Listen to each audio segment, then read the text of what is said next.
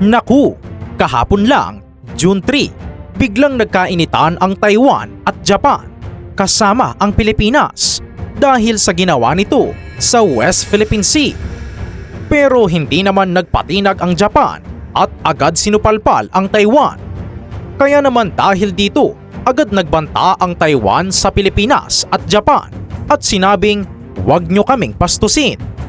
Pero agad ding pumasok ang China sa tensyon at nagpadala ng warship sa lugar kung saan galit na galit ang Taiwan sa ginawa ng Pilipinas at Japan. Dahil dyan, ide-deploy na nga ba ng Taiwan ang kanilang nakakatakot na armadong robot para tapatan ang dambuhalang warships ng China. Pero bakit nga ba nagkaroon ng tensyon ang Taiwan, Pilipinas at Japan? Bakit galit na galit ang Taiwan? Tara, panoorin kung bakit. Alam mo ba, nagkasundo ang Pilipinas at Japan na simulan na ang formal na usapan para ayusin ang hangganan sa dagat o tinatawag na Maritime Delimitation. Sa madaling salita, mga kahistoryador, maglalagay sila ng malinaw na hangganan kung hanggang saan lang pwedeng mangisda at kumuha ng likas na yaman ang bawat bansa. Ang tawag sa hangganan na ito ay Exclusive Economic Zone o EEZ. Ito ang Yayama Islands ng Japan hanggang sa pinakahilagang isla ng Pilipinas sa Batanes. Ang Mavulis Island talagang nagtatagpo at nagsasapawan ang Exclusive Economic Zones ng dalawang bansa sa bandang silangan ng Taiwan. Doon mismo sa gitna ng malawak na Western Pacific Ocean, nag-abot ang mga border nila sa mapa. Historically kasi, mga kahistoryador, grabe ang sinapit ng Pilipinas noong World War II sa kamay ng mga Hapon. Pero ngayon, dahil sa banta ng China, nagkasundo ang Maynila at Tokyo na isang tabi ang nakaraan at magtulungan para sa seguridad ng buong rehiyon. Ang boundary talks na ito ay isang malaking hakbang para ipakita sa buong mundo na handang magkaisa ang dalawang bansa. Pero ang problema, may nasagasaan dito. Dahil ang lugar na kanilang pinag-uusapan ay hindi basta-bastang karagatan lang. Ito ay ang silangang bahagi ng Taiwan, isang napakasensitibong lugar. Dahil dito, hindi na nahimik ang Taiwan at agad na pumalag sa ginawa ng Pilipinas at Japan. Ayon sa Taiwan Ministry of Foreign Affairs, sa pamamagitan ni Xiao Guangwei, dapat umanong igalang ng Japan at Pilipinas ang interes nila sa usapin ng hangganan sa dagat. Ang hirit ng Taiwan bago mag-usap ang Maynila at Tokyo tungkol sa boundary sa dagat, dapat muna silang konsultahin at maisama sa usapan. Tila nagkainitan na dito ang Japan at Taiwan. Pero bakit nga ba galit ang Taiwan? Kasi ang dagat na pinag-uusapan ng Pilipinas at Japan ay isa rin sa madalas pangisdaan ng mga mangingisdang Taiwanese. Ayon sa kanila, may makasaysayan at lehitimong interes din sila sa lugar na iyon. Mga kahistoryador, sa loob ng maraming henerasyon, malayang nangingisda ang mga Taiwanese sa parteng iyon ng dagat. Para sa kanila, kung mag-uusap ang Pilipinas at Japan nang hindi sila kasali, para na ring binabastos ang kanilang karapatan at pilit silang tinatanggal sa usapan. Natatakot ang Taiwan na baka bigla na lang silang pagbawalang pumasok doon, dahilan para mawalan ng hanap buhay ang kanilang mga mangingisda at unti-unting makorner ang kanilang bansa sa sarili nilang teritoryo. Kaya naman agad na kumilos ang kanilang mga representative offices sa Tokyo at Maynila para humingi ng formal na paglilinaw kung maapektuhan ba ang kanilang karapatan. Pero ano ang ginawa ng Japan? Agad nitong tinabla ang hirit ng Taiwan. Kahapon, June 3, diretsahang binaliwala ng gobyerno ng Japan ang panawagan ng Taiwan. Ayon kay Chief Cabinet Secretary Minoru Kihara ng Japan, kung magkasundo man ang Japan at Pilipinas sa usapin ng boundary sa dagat, wala raw itong magiging epekto sa ibang bansa dahil para lang ito sa pagitan ng dalawang bansa. Para sa Japan, hindi raw kailangang isama o konsultahin ang Taiwan sa usapang ito. Sa madaling salita, parang sinabi ng Japan sa Taiwan, usapan ito ng Japan at Pilipinas, kaya kami ang magdedesisyon dito. Napakasakit nito para sa Taiwan, mga kahistoryador. Isipin mo, itinuturing nilang matatapat na kakampi ang Japan at Pilipinas laban sa bully na China. Palagi silang nagtutulungan sa mga pagsasanay at panawagan para sa kapayapaan sa rehiyon.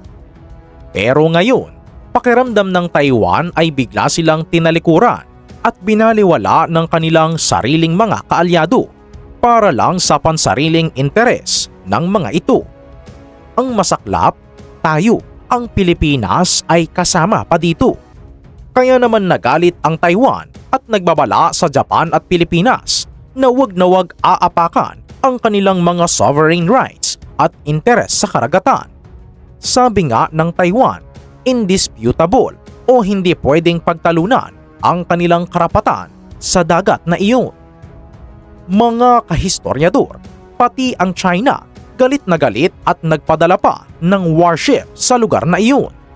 Ayon sa gobyerno ng China, iligal, walang bisa at isang kabaliwan ang anumang usapan ng dalawang bansa dahil ang silangang bahagi ng Taiwan ay pag-aari daw ng China. Para sa China, walang karapatan ang Pilipinas at Japan na mag-usap doon dahil ang Taiwan naman daw ay probinsya lang ng China. Kaya ang dagat sa paligid nito ay sa kanila rin. Mas malala pa ito dahil sa kanila na lang lahat ang dagat. Pero dito agad nagpadala ang China ng kanilang mga Coast Guard warships sa silangan ng Taiwan para magsagawa ng tinatawag nilang law enforcement patrols. Agad umaaligid at nagbabantay sa mismong karagatan kung saan nag-uusap ang Pilipinas at Japan. Pero ang Taiwan hindi rin nagpapatalo. Agad silang nagpadala ng Coast Guard at hinarang at binantayan ang lugar. Pero sa totoo lang mga kahistoryador, napakahirap ng sitwasyon ng Taiwan ngayon. Para silang naiipit sa gitna ng dalawang nag-uumpugang bato. Sa isang panig, galit sila sa Japan at Pilipinas dahil binabypass sila sa usapan sa dagat. Sa kabilang panig naman, kailangan nilang harapin ang totoong banta ng China na handang sumakop sa kanilang isla gamit ang karahasan at puwersang militar anumang oras. Kaya naman para sa Taiwan, kailangan nilang gumawa ng matitinding hakbang para ipakita na hindi sila basta-basta pwedeng api-apihin ng kahit sino. Pero paano nga ba lalaban ang Taiwan kung sakaling magdesisyon na ang China na tuluyan silang salakayin at harangan ang kanilang mga isla? Alam mo ba na hindi lang basta nakatunganga ang Taiwan habang napapaligiran sila ng mga barkong pandigma? Ang Taiwan nagpakawala ng kanilang bagong sekretong armas para durugin ang anumang tangkang pananakop ng China. At ito ay walang iba kundi ang mga armed robot dogs. Opo, tama ang narinig nyo mga kahistoryador. Hindi na tao ang unang isasabak ng Taiwan sa digmaan, kundi mga asong robot na may bitbit na mababagsik na armas. Kamakailan lang, ipinakita ng National Chung-Shan Institute of Science and Technology o NCSIST na siyang pinakasikat na weapons research institute ng Taiwan. Ang robot dogs ay gagamitin nila para bantayan ang kanilang mga baybayin at mga malalayong isla sa South China Sea tulad ng Pratas Island at Ituaba. Ang mga robot na ito ay binuo gamit ang sikat na Vision 60 platform mula sa kumpanyang Ghost Robotics sa Amerika. Pero ang Taiwan, nilagyan ito ng sarili nilang high-tech na teknolohiya at software para maging totoong makina sa gyera. Kayang tumakbo ng mabilis sa iba't ibang klase ng lupain. Kaya nilang umakyat sa mga matatarik na burol, dumaan sa mga hagdanan at gumapang sa mga mababatong dalampasigan na hindi kaya ng mga karaniwang sasakyang militar. At ang pinakamatindi rito, kung sakaling madapa o matumba ang robot dog dahil sa pagsabog o hampas ng alon. Kaya nitong tumayo ng mag-isa nang walang tulong ng tao. Kayang-kayang gumana ng mga ito ng tuloy-tuloy sa loob ng 8 hanggang 10 oras gamit ang napakatinding baterya na nakakabit sa kanila. May 3 bersyon ng robot ang Taiwan, pero ang ikatlong bersyon ang pinaka nakakatakot sa lahat, ang firepower version o ang arm robot dog. Ang asong robot na ito ay may nakakabit na remote-controlled weapon station sa kanyang likod. Ibig sabihin, may bitbit itong machine gun o launcher. Gamit ang artificial intelligence o AI, kaya nitong kilalanin ang maraming target ng sabay-sabay. Ilock ang kanyang aiming system sa gumagalaw na kaaway at magpaputok na halos hindi sumasablay sa target. Isipin nyo na lang mga kahistoryador, kung ikaw ay isang sundalong Tsino na gustong sumakop sa dalampasigan ng Taiwan, tapos biglang may haharang sa inyong grupo na mga asong robot, walang takot sa bala, hindi napapagod at tuloy-tuloy sa pag-atake. Ngayon, mapapaisip ka talaga, sapat na ba ang mga robot dogs na ito para tapatan ang dambuhalang warships at militar ng China? Dito natin kailangang busisiin ang sitwasyon ng mas malalim. Kung iisipin natin, hindi naman kayang palubugin ng isang asong robot ang isang dambuhalang destroyer o aircraft carrier ng China. Pero alam mo ba na hindi naman iyon ang totoong misyon ng mga robot na ito? Ang tunay na plano ng Taiwan ay gamitin ang mga robot dogs para protektahan ang kanilang mga maliliit na isla at dalampasigan.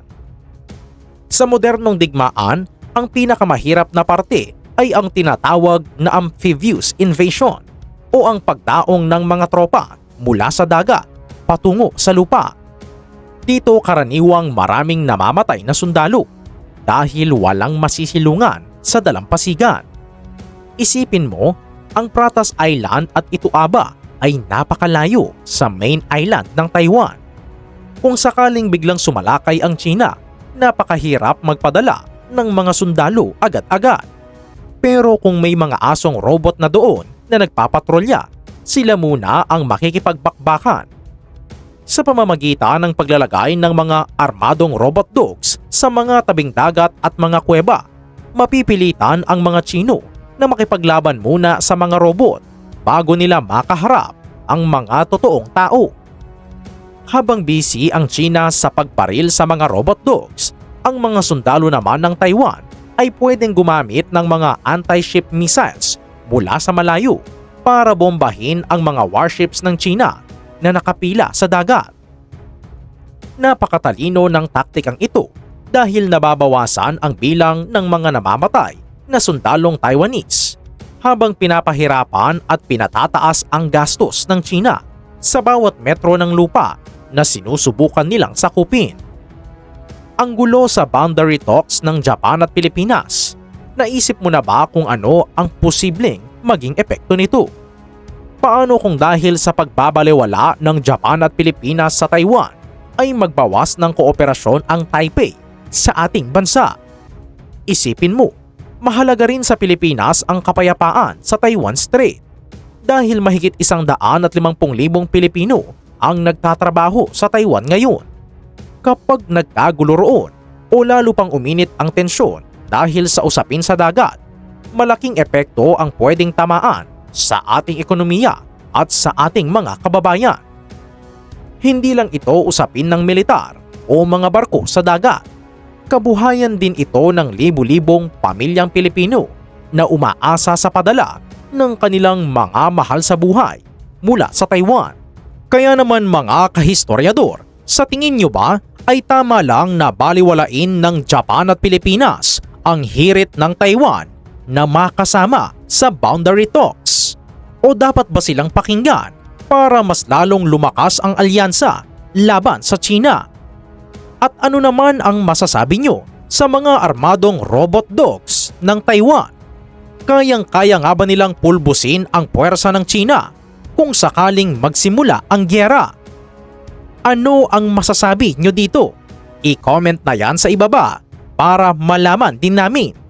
Maraming salamat sa panonood.